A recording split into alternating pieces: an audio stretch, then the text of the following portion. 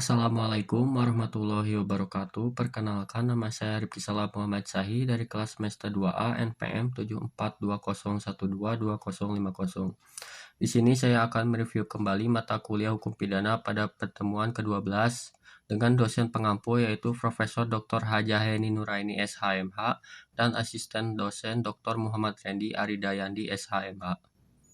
Pada pertemuan kali ini, beliau menjelaskan mengenai bab 5, yaitu tentang sifat melawan hukum, yang merupakan unsur objektif dari tindak pidana, karena merupakan penilaian terhadap perbuatan dan bukan pada pelaku. Lalu, suatu perbuatan dikatakan melawan hukum apabila perbuatan tersebut masuk dalam rumusan delik sebagaimana dirumuskan dalam undang-undang.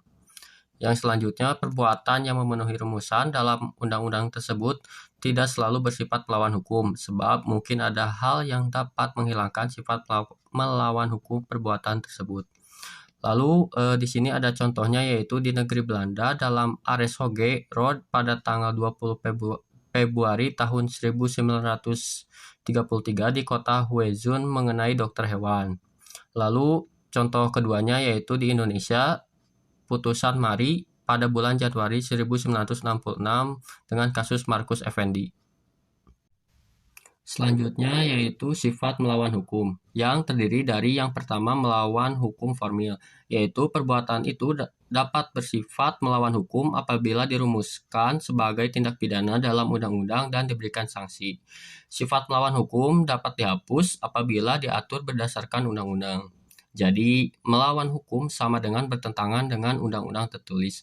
Lalu yang kedua ada melawan hukum material, yaitu bukan hanya berdasarkan undang-undang tertulis, tetapi juga berdasarkan asas-asas hukum yang tidak tertulis atau living law. Lalu sifat melawan hukum dapat dihapus berdasarkan undang-undang dan aturan atau hukum yang tidak tertulis. Jadi, melawan hukum sama dengan bertentangan dengan undang-undang atau hukum tertulis dan hukum tidak tertulis atau kebiasaan. Lalu yang terakhir ada kesimpulan. Kesimpulan yang pertama yaitu sifat melawan hukum dapat dihapus dengan adanya alasan pembenar. Yang kedua, menurut sifat melawan hukum formal, alasan pembenar hanya dapat diambil berdasarkan hukum tertulis. Lalu yang ketiga, menurut sifat melawan hukum material, alasan pembenar dapat diambil dari hukum tidak tertulis. Lalu yang keempat, ajaran melawan hukum formil sudah tidak dianut lagi sejak tahun 1963. Lalu yang terakhir yaitu yang kelima, mengenai menentukan adanya alasan pembenar di luar undang-undang adalah hakim. Apabila yang pertama terjadi pertentangan antara hukum tertulis dan hukum tidak tertulis. Lalu rasa keadilan itu harus bersifat umum. Lalu yang terakhir, hukum tidak tertulis tersebut harus dipandang adil dan benar oleh seluruh masyarakat umum.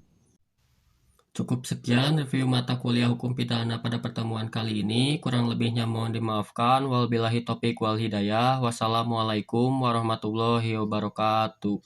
Terima kasih.